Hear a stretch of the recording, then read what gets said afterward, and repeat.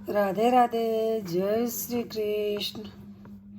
आज मैं आपको शरद पूर्णिमा की महिमा के बारे में बताती हूँ। शरद पूर्णिमा वर्ष के 12 महीने में पूर्णिमा ऐसी है जो एक तन मन धन तीनों के लिए सर्वश्रेष्ठ होती है। इस पूर्णिमा को चंद्रमा की किरणों से अमृत की वर्षा होती है, तो धन की देवी महालक्ष्मी रात को ये देखने के लिए निकलती है कि कौन जाग रहा है। वह अपने कर्मनिष्ठ भक्तों को धन धान्य से भरपूर करती है।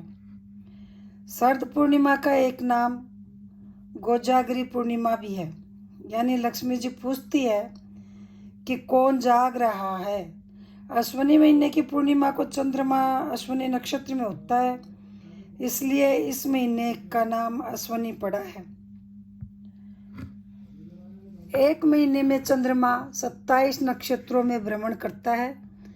उनमें ये सबसे पहला और अश्विनी नक्षत्र ही पूर्णिमा आरोग्य देता है। केवल शरद पूर्णिमा को ही चंद्रमा अपनी 16 कलाओं को संपूर्ण होता है।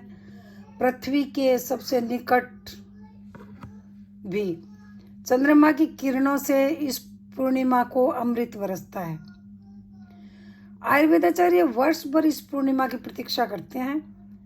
जीवनदायिनी रोगनाशक जड़ी बूटियों को वह शरद पूर्णिमा की चांदनी में रखते हैं। अमृत से नहाई इस जड़ी बूटियों से जब दवा बनाई जाती है तो रोगी के ऊपर तुरंत असर होता है। चंद्रमा को वेदम पुराणों में मन के समान माना गया है।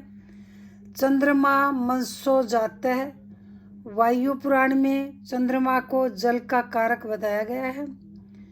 प्राचीन ग्रंथों में चंद्रमा को औषधि यानी औषधियों का स्वामी कहा गया है। ब्रह्म पुराण के अनुसार सोम या चंद्रमा से जो सुधामय तेज पृथ्वी पर गिरता है, उसी से औषधियों की उत्पत्ति हुई।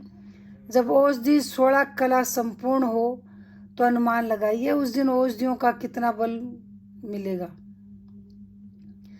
शरद पूर्णिमा की शीतल चांदनी में रखी खीर खाने से शरीर के सभी रोग दूर होते हैं।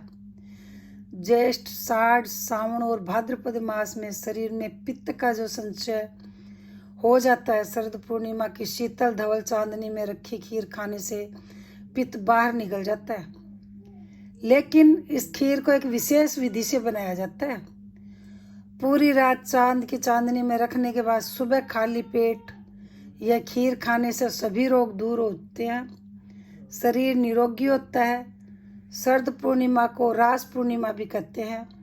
स्वयं 16 कला संपूर्ण भगवान श्री कृष्ण से भी जुड़ी है ये पूर्णिमा। इस रात को अपनी राधा रानी अन्य सखियों के साथ श्री कृष्ण महारास रचाते हैं। कहते हैं जब वृंदावन में भगवान कृष्ण महारास रचा रहे थे तो चंद्रमा आसमान से सब देख रहा था।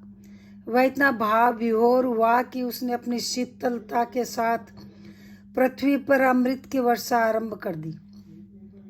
गुजरात में शरद पूर्णिमा को लोग रास रचाते हैं, गरबा खेलते हैं। मणिपुर में भी श्री कृष्ण भगत रास रचाते हैं। पश्चिमी बंगाल, उड़ीसा में शरद पूर्णिमा की रात को महालक्ष्मी की विधि विधान के साथ पूजा की जाती है। मान्यता इस पूर्णिमा को जो महालक्ष्मी का पूजन करते हैं, रात भर जगते हैं, उनकी सभी मनोकामनाएं पूरी होती हैं।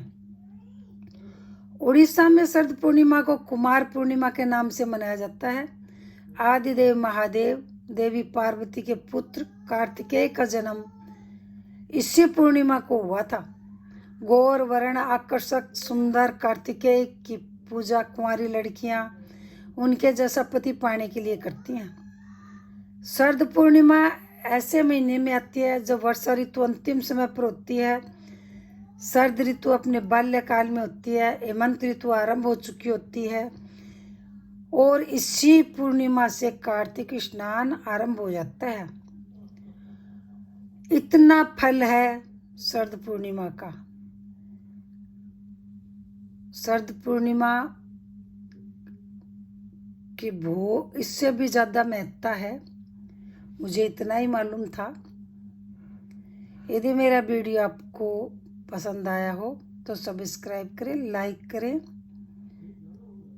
बेल आइकन प्रेस करें जिससे अगला वीडियो आपके पास जल्दी पहुंचे। राधे राधे, जय श्री कृष्ण।